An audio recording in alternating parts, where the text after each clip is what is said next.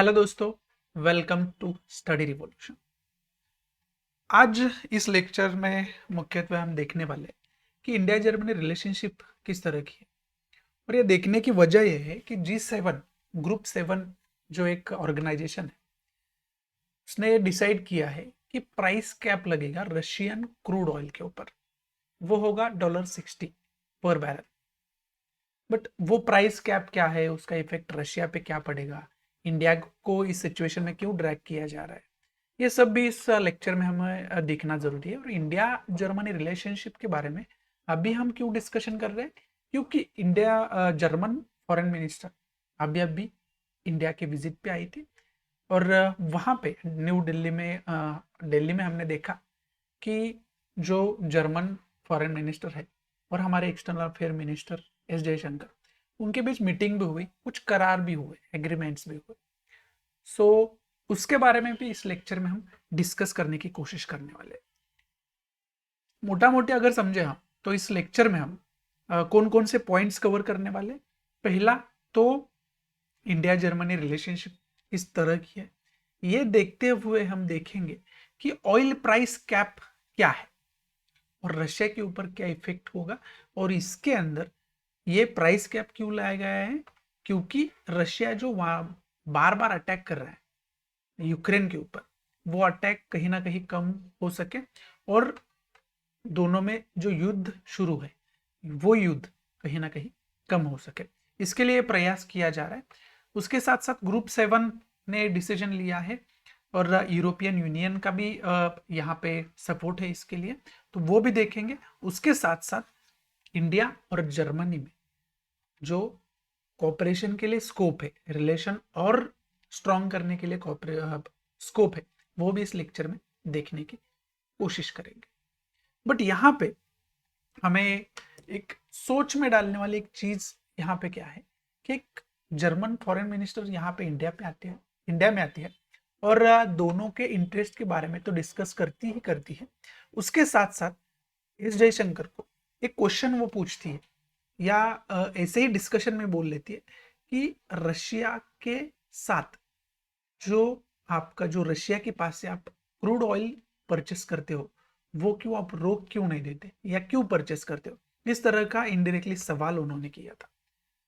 और ये कोई मामूली बात नहीं है, क्योंकि यहाँ पे जर्मनी जो है वो G7 का एक पार्ट है। और G7 में क्या डिसाइड किया गया है कि रशिया जो ऑयल बेचेगा वो ऑयल पर बैरल $60 के ऊपर नहीं बेच सकता, या कोई भी कंट्री $60 पर बैरल के ऊपर पैसे रशिया को नहीं देगा। बट यहां पे इंडिया की सिचुएशन अलग है। इंडिया रशिया से, बल्कि इसके पहले जितना इंडिया परचेस कर रहा था ऑयल, उससे भी ज्यादा और इंपोर्ट कर रहा है इंडिया रशिया की तरफ से। सो इसकी वजह से कहीं ना कहीं जर्मनी ये ट्राई कर रही है कि इंडिया G7 के इस फैसले को सपोर्ट करे। बट यहाँ पे एस जयशंकर जी थे, उन्होंने भी बहुत ही अच्छा, मतलब it was a fabulous answer for this question. उन्होंने कहा कि हम जितना ऑयल कंज्यूम करते उससे 6 गुना ज्यादा oil European countries, western countries consume करती है। ये इन्होंने इस डिस्कशन में बोला। मतलब जैसा क्वेश्चन आएगा वैसा ही आंसर आएगा, ये कहीं ना कहीं इंडिया की तरफ से उन्होंने दिखाई मतलब दिखा दिया। बट यहाँ पे हमें ये जो मैं आपको बता रहा हूँ, इसका जब तक आपको बैकग्राउंड समझ में नहीं आता, तब तक मैं ये जो बोल रहा हूँ उसका महत्व क्या है, उसका क्या अर्थ है, एग्जाम के पर्सपेक्टिव से ये क्यों इंपॉर्टेंट है, और ये मैं क्या बोल रहा हूँ ये आपको समझ में नहीं आएगा। इसके लिए पहले तो हम देखते कि ये जो जर्मन फॉरेन मिनिस्टर है, ये इंडिया में आती है और फॉरेन अफेयर मिनिस्टर हमारे हैं S Jaishankar, external affair minister, उनके साथ एक मीटिंग करती है। उस मीटिंग में क्या क्या डिस्कस होता है ये भी हमें देखना कहीं ना कहीं जरूरी है। बट ये जो इंडिया जर्मन रिलेशनशिप है, प्राइस कैप है, ये न्यूज में क्यों आया, क्योंकि ये जो जर्मन फॉरेन मिनिस्टर है ये इंडिया के विजिट पे आए थे, तब से न्यूज में है। तो पहले तो इस मीटिंग में क्या बातचीत हुई, ये हमें समझने की जरूरत है। इसके पहले यहाँ पे एक मैप में यहाँ पे देख सकते हैं आप कि जर्मनी का लोकेशन दिखाया गया है। अभी जर्मनी का अगर लोकेशन हम देखेंगे तो यहाँ पे नेबरहुड कंट्रीज भी हमें देखनी जरूरी है, क्योंकि अगर यूपीएससी का प्री का स्ट्रक्चर देखो आप या मेंस का स्ट्रक्चर देखो, वहां पे मैप, आंसर राइटिंग में मैप आपको देना बहुत जरूरी है। उसके साथ साथ मैप के ऊपर प्रीलियम में भी क्वेश्चन पूछा गया है कई बार, तो इसके वजह से जो भी चीज न्यूज में होगी उसका मैप देखना बहुत जरूरी है। इसके लिए मैंने यहाँ पे जर्मनी का मैप आपको दिखाया है, और यहाँ पे जो नेबरहुड कंट्रीज है, जो आस पड़ोस का देश है, वो भी यहाँ पे आपको दिखाए गए, जो कि हमें समझने की जरूरत है। उसके साथ सी कौन सा इंपॉर्टेंट है, ट्रेड से रिलेटेड सी का इंपॉर्टेंस क्या है, ये भी हमें उसके साथ साथ देखना है। अभी यहाँ पे इस मीटिंग में बातचीत क्या हुई? इस मीटिंग ने पहले तो comprehensive partnership on migration and mobility, migration के ऊपर एक पार्टनरशिप का हम बोल सकते हैं एग्रीमेंट या डिस्कशन इसे बोल सकते हैं, ये किया गया।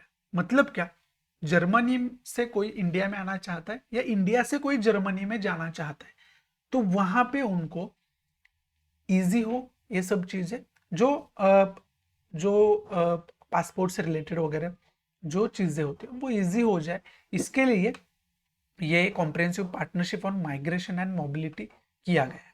बट इसके तहत क्या होगा, जो भी रिसर्च करना चाहता है, स्टडी करना चाहता है, वर्क करना चाहता है, मतलब जर्मनी का कोई इंडिया में या इंडिया का कोई जर्मनी में स्टडी करना चाहता है, रिसर्च के रिगार्डिंग वहां पे जाना चाहता है, मतलब जो हायर एजुकेशन है वो लेने के लिए वहां जाता है या वर्क करने के लिए वहां जाता है, तो उनके लिए कुछ सुविधा दोनों कंट्रीज की तरफ से प्रोवाइड की जाएगी। मतलब ये जो माइग्रेशन की प्रक्रिया है वो उनको इजी करके दी जाएगी। ये एक महत्वपूर्ण पार्टनरशिप एग्रीमेंट जो है वो साइन हुआ है इस मीटिंग में। उसके साथ साथ यहाँ पे हमें ये भी देखना जरूरी है, अभी पहले से अगर जब से वर्ल्ड वॉर सेकेंड खत्म हुआ है, मतलब इसके पहले जो जर्मनी थी वो हिटलर की जर्मनी, हिटलर के नाम से जर्मनी को पहचाना जाता था। बट वर्ल्ड वॉर सेकेंड में हिटलर का अंत होता है और उसके बाद जर्मनी एक रिपब्लिक कंट्री बन के सामने आती है। वहां से इंडिया के रिलेशन, एक अलग लेवल के रिलेशन जर्मनी के साथ रहे हैं। तो वहां पे पहले से ही रिन्यूएबल एनर्जी के बारे में डिस्कस किया जा रहा है, ग्लोबल वार्मिंग कम करने के लिए दोनों कंट्री की तरफ से प्रयास किए जा रहे हैं। तो इस मीटिंग में भी यहाँ पे क्या देखा गया है कि रिन्यूएबल एनर्जी, एनर्जी ट्रांजिशंस, उसके साथ साथ इंडो पैसिफिक स्ट्रेटेजी, मतलब रिन्यूएबल एनर्जी, ग्रीन एनर्जी, इसके ऊपर डिस्कशन हुआ। उसके साथ साथ एक नया मुद्दा जो है, ये मुद्दा जो है वो ओल्ड है, बट इस डिस्कशन में एक नया मुद्दा क्या आया, Indo Pacific strategy, Indo Pacific strategy के बारे में बोला गया। उसके साथ ही साथ चाइना, अफगानिस्तान और पाकिस्तान, इनकी जो नीतियां है इसके ऊपर भी डिस्कशन किया गया है इस मीटिंग में। यहाँ पे सबसे महत्वपूर्ण बात है कि Indo Pacific region. Indo Pacific region पे जर्मनी जो बोल रही है इंडिया के साथ, वो क्यों बोल रही है, इसका इंपॉर्टेंस क्या है, ये भी हमें इसी लेक्चर में जानने की कोशिश करनी है। अभी इंडो पैसिफिक का इंपॉर्टेंस क्या है, इसके ऊपर अलग से एक वीडियो लेक्चर मैंने ऑलरेडी बना के रखा है। जब रशिया यूक्रेन युद्ध पीक पे था, चरम सीमा पे था, तभी मैंने वो लेक्चर बनाया था। उसके साथ साथ अभी मैं आपको इंडो पैसिफिक रीजन का महत्व भी बताऊंगा, क्योंकि जब तक वो हमें समझ में नहीं आता तब तक वेस्टर्न कंट्री का इंटरेस्ट इंडिया में क्या है और क्या नहीं है, इंडिया का इंपॉर्टेंस क्या है वेस्टर्न कंट्रीज के लिए या वर्ल्ड के लिए, ये भी हमें समझ में नहीं आएगा। तो इसके लिए हमें पहले इंडो पैसिफिक स्ट्रेटेजी का मतलब क्या है कि इंडो पैसिफिक रीजन का इंपॉर्टेंस जानना जरूरी है। तो यहाँ पे ये सब डिस्कशन हुआ, तो इसके साथ साथ इंडो पैसिफिक स्ट्रेटेजी के बारे में बोला गया। पहले हम इसके बाद क्या समझ लेते हैं कि इंडो पैसिफिक रीजन का इंपॉर्टेंस क्या है। वो इंपॉर्टेंस अगर हम देखें तो यहाँ पे आपको अगले स्लाइड में इंडो पैसिफिक रीजन दिखाया गया है। इंडो पैसिफिक रीजन जो है वो, ये जो सर्कल दिया गया है ये इंडो पैसिफिक रीजन है। अब इंडो पैसिफिक रीजन इसको क्यों कहते हैं? क्योंकि इंडो मतलब इंडियन ओशन एंड पैसिफिक मतलब पैसिफिक ओशन, ये दो ओशन एक होके इंडो पैसिफिक रीजन फॉर्म होता है। मतलब यहाँ पे आप देख सकते हो कि इंडियन ओशन यहाँ पे है और पैसिफिक ओशन यहाँ पे, और दोनों का मिलके जो एरिया बना है वो इंडो पैसिफिक रीजन है। अभी यहाँ पे महत्वपूर्ण कंट्रीज के नाम कुछ दिए हैं यहाँ पे, जैसे कि इंडिया है, चाइना है, जापान है, फिलीपाइंस है, इंडोनेशिया है, ऑस्ट्रेलिया है। अब आप बोलेंगे कि इंडो पैसिफिक रीजन का इंपॉर्टेंस क्या है? ये तो हो गया मैप, इंपॉर्टेंस क्या है? तो इंडो पैसिफिक का इंपॉर्टेंस यहाँ पे कुछ पॉइंट्स में हमें दिया गया। पहले तो यहाँ पे एटलीस्ट 38 कंट्रीज है, मतलब लगभग इस एरिया में 38 कंट्रीज वास्तव्य करती है। अभी ये 38 कंट्रीज होने का मतलब क्या है कि 38 कंट्रीज में से ज्यादातर कंट्रीज पुअर कंट्रीज में आती है, गरीब देशों में आती है। मतलब गरीब देशों में आती है मतलब क्या कि यहाँ पे बड़ा मार्केट अवेलेबल हो सकता है, उसके साथ साथ एक वर्क फोर्स अवेलेबल हो सकती है, मतलब चीप लेबर अवेलेबल हो सकता है। चीप लेबर का मतलब क्या होता है कि कम दाम में ज्यादा काम कर सकते हैं वो लोग, राइट। और गरीब देश मतलब क्या, वहां के करेंसी का मूल्य भी डॉलर के या यूरो के तुलना में कम ही होगा, तो चीप लेबर अवेलेबल हो सकता है। उसके साथ साथ ज्यादा से ज्यादा कंज्यूमर जो है इसी एरिया में मिलते हैं, क्योंकि पॉपुलेशन भी यहाँ पे वर्ल्ड की ज्यादा पॉपुलेशन यहाँ पे पाई जाती है। तो इसके वजह से 38 कंट्रीज होना, it's not a less important things, it's a very important things. दूसरी महत्वपूर्ण बात यह है कि 44% वर्ल्ड सरफेस एरिया यहाँ पे है। उसके साथ 65% वर्ल्ड पॉपुलेशन, जैसे कि मैंने पहले बताया कि 65% वर्ल्ड की पॉपुलेशन इंडो पैसिफिक रीजन में दिखाई देती है, पाई जाती है। वर्ल्ड जीडीपी 62% वर्ल्ड जीडीपी यहां से आता है, ग्रॉस डोमेस्टिक प्रोडक्ट। उसके साथ साथ world merchandise trade 46% merchandise world का ट्रेड यहां से होता है। वर्ल्ड कंटेनर ट्रेड्स फिर से 55% कंटेनर ट्रेड्स यहां से होता है। और शिप बोम एनर्जी ट्रांसपोर्ट 70% शिप बोम एनर्जी ट्रांसपोर्ट यहां से होता है।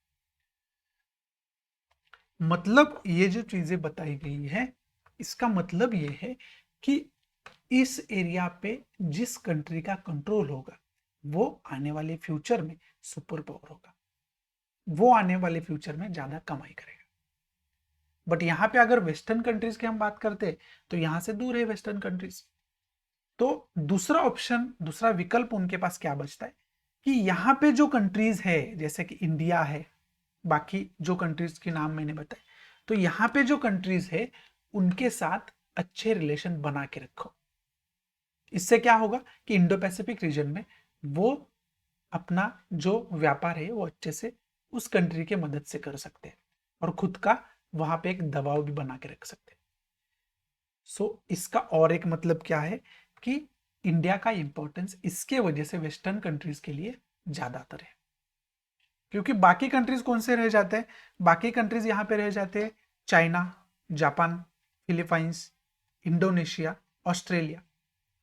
तो यहाँ पे वेस्टर्न कंट्रीज को आसान किसके साथ रिलेशन बनाना है? इंडिया के साथ बनाना है, क्योंकि इंडिया एक शांतता प्रिय देश कहलाता है पहले से। इसके वजह से इंडिया के ऊपर अगर सैंक्शन लगाने की बारी भी आती है तो वेस्टर्न कंट्रीज नहीं लगाएंगे, क्योंकि इंडिया का इंपॉर्टेंस उनको पता है। इसके लिए क्या है कि इंडिया इंडिविजुअली डिसीजन ले सकता है और इंडिया को घबराने की जरूरत नहीं। ये इंपॉर्टेंस दरअसल इंडो पैसिफिक रीजन का है। तो obviously Germany is also interested in this region, Indo-Pacific region. So that's why Germany की फॉरेन मिनिस्टर यहाँ पे आती है और इंडो पैसिफिक स्ट्रेटेजी के बारे में बात करती है। मतलब क्या कि इंडिया को ये बोलेंगे कि इंडो पैसिफिक रीजन से रिलेटेड हमारी एक स्ट्रेटेजी होनी चाहिए। स्ट्रेटेजी होनी चाहिए मतलब क्या है कि हमें इंडो पैसिफिक रीजन में आप सहाय करो, बाकी रीजन में हम आपको सहाय करेंगे, बाकी फील्ड्स में हम आपको सहाय करेंगे। मतलब green energy, renewable energy, climate change, इस बारे में हम तो आपको सहाय कर रहे हैं, तो हमें क्या कर रही है इंडो पैसिफिक रीजन में आप सहाय करेगा। और ये भी जो कॉपरेशन है वो औरों से ज्यादा बाद में जर्मनी चाहेगी, जो हर एक वेस्टर्न कंट्री या हर एक कंट्री चाहती है। बट यहाँ पे क्या हुआ है, as a G7 part of G7, as a part of G7 Germany ने क्या किया है, मतलब पहले G7 के बारे में देखते हैं। यहाँ पे G7 दिया गया है। यहाँ पे एक अच्छी चीज और फनी चीज क्या देखने को मिलती है कि Germany is also part of G7, group 7।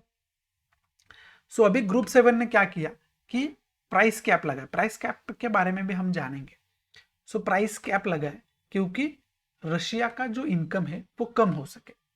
But यहाँ पे India is not a part of G7, so that's why India जो है इंडिविजुअली इंडिपेंडेंट डिसीजन ले सकता है। बट यहाँ पे जर्मनी, ये इस फैसले के बाद जर्मनी की एक फॉरेन मिनिस्टर आते हैं और एस जयशंकर को इनडायरेक्टली एक क्वेश्चन पूछते हैं कि रशिया के पास जो क्रूड ऑयल आप खरीदते हो वो आप बंद क्यों नहीं कर देते। इसका मतलब इनडायरेक्टली वो क्या मांग रही है, ये जो डिसीजन इन्होंने रशिया के खिलाफ लिया गया है इनके द्वारा, वो कहीं ना कहीं इंडिया के द्वारा उसको सपोर्ट किया जा रहा है, मतलब सपोर्ट किया जाए, ये दरअसल इनडायरेक्टली मांग रही है। और क्यों, क्योंकि Germany is also part of G7, मतलब जो प्राइस कैप का डिसीजन लिया गया है वो जर्मनी ने भी लिया है।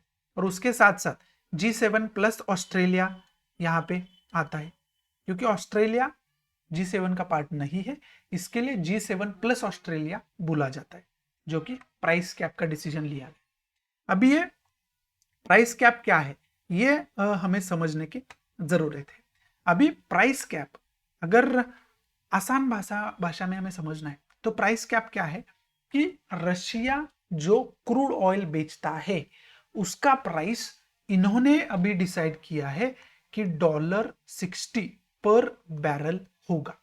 कोई भी कंट्री जो रशिया से क्रूड ऑयल खरीदती है वो रशिया को पर बैरल $60 के ऊपर $1 भी नहीं देगी। मतलब क्या कि ये डिसीजन लेने के पीछे जो कारण है वो कारण दिया जाता है कि रशिया जो बार बार यूक्रेन के ऊपर अटैक कर रहा है, यूक्रेन के साथ वॉर कर रहा है, वो वॉर कहीं ना कहीं खत्म हो जाए। और वो खत्म करने के लिए रशिया का इनकम हमें कम करना चाहिए। और इनकम कम होगा तो हो सकता है रशिया वो वॉर खत्म कर दे, मतलब यूक्रेन पे अटैक करना बंद कर दे। बट इसमें कितना ट्रूथ है ये भी आगे समझेंगे हम। तो यहाँ पे इंडिया को ड्रैग क्यों किया जा रहा है, क्योंकि इंडिया पहले क्रूड ऑयल रशिया से मतलब परचेस करता था। सबसे ज्यादा इंडिया अगर बात करें तो इराक से सबसे ज्यादा क्रूड ऑयल हम खरीदते हैं, ये भी आपको ध्यान में रखना चाहिए। रशिया से बहुत ही कम क्रूड ऑयल अब तक खरीदते थे, अब इराक के बाद रशिया का नंबर आता है। इतना क्रूड ऑयल हमने बढ़ाया है रशिया यूक्रेन युद्ध, मतलब जो वॉर है शुरू होने के बाद। बट यहाँ पे समझने की चीज ये है कि इंडिया पहले से ज्यादा क्रूड ऑयल इंपोर्ट कर रहा है रशिया से, क्योंकि रशिया कम दाम में इंडिया को क्रूड ऑयल बेच रहा है। ये सिर्फ अभी नहीं है, पहले से कम दाम में रशिया इंडिया को क्रूड ऑयल बेच रहा है। और इस सिचुएशन तो और सस्ते में हमें क्रूड ऑयल मिलता है। बट यहाँ पे ये जो प्राइस कैप है ये वेस्टर्न कंट्री चाहती है, यूरोपियन यूनियन चाहता है, G7 चाहता है कि इंडिया ने भी इसको फॉलो करना चाहिए। बट यहाँ पे अगर ये जो प्राइस कैप है इसके बारे में हम देखेंगे, सोचेंगे, तो यहाँ पे यूक्रेन भी इससे खुश नहीं है, क्योंकि इन्होंने ये जो डिसीजन लिया है ये यूक्रेन को मदद करने के लिए लिया है। बट जेलेंस्की भी इसके साथ खुश नहीं है, क्योंकि ये जो प्राइस कम किया गया है वो 3 to 5% कम किया गया है। मतलब क्या, ये जो प्राइस कैप है अगर $60 से कम में भी, एक दो कम डॉलर में भी रशिया क्रूड ऑयल बेचता है, तभी भी उसके इकोनॉमी पे इतना कुछ बड़ा इफेक्ट नहीं पड़ेगा, इतना बड़ा निगेटिव इम्पैक्ट नहीं होगा। इसके लिए जेलेंस्की की डिमांड थी कि ये जो प्राइस कैप है ये $30 to 40 पर बैरल मैक्सिमम होना चाहिए। बट ये किया गया नहीं, तो ये जो प्राइस कैप है पहले तो रशिया ने रिजेक्ट कर दिया है, और अगर सब कंट्री, हम ऐसा मान लेते हैं कि सब कंट्री ये फॉलो कर रही है, तभी भी रशिया के इकोनॉमी पे इतना बड़ा इम्पैक्ट नहीं होगा। मतलब ये कहीं ना कहीं ऐसा भी बोला जाता है कि यूक्रेन का मजाक उड़ाया, और यूक्रेन को भी ऐसा ही लगता है। उसके साथ साथ जब इंडिया को इसके बारे में बोला जाता है कि आप क्यों इंपोर्ट इतना कर रहे हो, तो उसका आंसर एक बहुत अच्छा आंसर दिया गया था कि यहाँ पे इस स्लाइड में आपको दिया गया है कि जितना इंडिया कंज्यूम करता है ना, उसके 6 गुना ज्यादा, उसके भी 6 गुना ज्यादा European countries, western countries consume करती है। तो इंडिया अगर इंपोर्ट करता है रशिया से क्रूड ऑयल, तो वो वेस्टर्न कंट्रीज के कंपेयर में कुछ भी नहीं है। तो इंडिया इंपोर्ट भी करता है, तो आप पे इफेक्ट होने की जरूरत नहीं है कि आप खुद इतना कंज्यूम कर रहे, तो आपको यह अधिकार नहीं है कि दूसरों ने कितना कंज्यूम करना चाहिए, कितना इंपोर्ट करना चाहिए बोलने का। सो एक अच्छा आंसर था, जैसे को तैसा आंसर देना जो बोलते हैं ना, तो वो इंडिया ने अभी किया हुआ आपको दिखाई देगा यहाँ पे। सो ये महत्वपूर्ण बात है। और यहाँ पे अभी मोटा मोटे अगर हम समझेंगे तो यहाँ पे क्या हो रहा है, यहाँ पे एक तो ये चीजें जो शुरू हुई है, ये रशिया यूक्रेन वॉर से शुरू हुई। रशिया यूक्रेन वॉर शुरू हो जाता है, और वहां पे सभी वेस्टर्न कंट्रीज को क्या लगने लगता है कि यूक्रेन के साथ गलत किया जा रहा है, यूक्रेन के ऊपर अन्याय किया जा रहा है। तो सभी क्या करते हैं, यूक्रेन का सपोर्ट करने में लग जाते हैं। बट रियल फील्ड अगर देखेंगे तो उतना सपोर्ट यूक्रेन को भी नहीं मिलता। बट दिखा सब रहे हैं कि हम सब सपोर्ट कर रहे हैं। यूनाइटेड नेशन सिक्योरिटी काउंसिल में इसके ऊपर डिस्कशन होता है, यूरोपियन यूनियन में इसके ऊपर डिस्कशन होता है, नाटो में इसके ऊपर डिस्कशन होता है, उसके साथ साथ ग्रुप 7 में इसके ऊपर डिस्कशन होता है। और कुछ कंट्रीज तो रशिया के ऊपर सैंक्शंस भी लगा देती है, जैसे कि अभी प्राइस कैप लगाया है। बट इसका इफेक्ट कुछ भी रशिया पे नहीं हुआ है अभी तक। इसका मतलब यूक्रेन को सपोर्ट तो सब कर रहे हैं, बट कहीं ना कहीं बाद में लगने लगता है कि ये सपोर्ट कर रहे हैं या सपोर्ट दिखा रहे हैं, जैसे कि प्राइस कैप का किया है, मैंने समझाया अभी आपको। तो ये भी हमें समझ लेना जरूरी है। बट यहाँ पे इंडिया कहाँ पे पिक्चर में आता है, जब यूनाइटेड नेशन सिक्योरिटी काउंसिल में सभी जो वेस्टर्न ज्यादातर कंट्रीज है वो रशिया का विरोध कर रहे थे, तब इंडिया ने स्टेबल स्टैंड लिया। मतलब क्या, ना रशिया को अपोज किया, ना रशिया के बाजू में डिसीजन लिया, वो स्टेबल रहा इंडिया। और 2014 में भी क्रीमिया का जब इशू हुआ था, तभी भी इंडिया ने यही पोजीशन ली थी, क्योंकि रशिया के साथ हमारे एक अलग रिलेशन है, तो वो भी हमें मेंटेन करने। बट यहाँ पे वेस्टर्न कंट्रीज क्या करते हैं, इंडिया के ऊपर क्रिटिसिज्म वगैरह करके दबाव क्रिएट करने की कोशिश करती है। बट इंडिया कभी भी इनके दबाव में डिसीजन नहीं लेता। ये फिर एक बार इंडिया ने दिखा दिया है रशिया यूक्रेन वॉर में। वहां पे पीस एस्टेब्लिश होना चाहिए, बिल्कुल होना चाहिए, ये तो इंडिया का स्टैंड ही है। बट इसका मतलब ये नहीं है कि एक दूसरे कंट्री पे आप सब लोग टूट पड़ो, ये भी हमें समझना बहुत ही जरूरी है। सो ये सब चीजें यहाँ पे हमें दी गई है। सो इसमें क्या है कि हमने जो मीटिंग के हाइलाइट्स है ये देखे, उसके साथ साथ इसका बैकग्राउंड क्या है ये देखा। यहाँ पे हमें ये देखने की जरूरत है अब कि इंडिया और जर्मनी के रिलेशनशिप किस तरह के, ये समझने की जरूरत है। तो यहाँ पे इंडिया और जर्मनी के रिलेशन अगर हम देखेंगे तो पहले, जैसे कि मैंने इसके पहले भी आपको बताया कि सेकेंड वर्ल्ड वॉर के बाद, मतलब हिटलर के बाद, यहाँ पे ऐसी बात नहीं है कि हिटलर था तब हमारे कुछ बुरे रिलेशन थे जर्मनी के साथ, अच्छे ही थे। क्योंकि अगर हिस्ट्री में जाके हम वर्ल्ड वॉर सेकेंड का हिस्ट्री पढ़ेंगे ना, तो वहां पे जब हम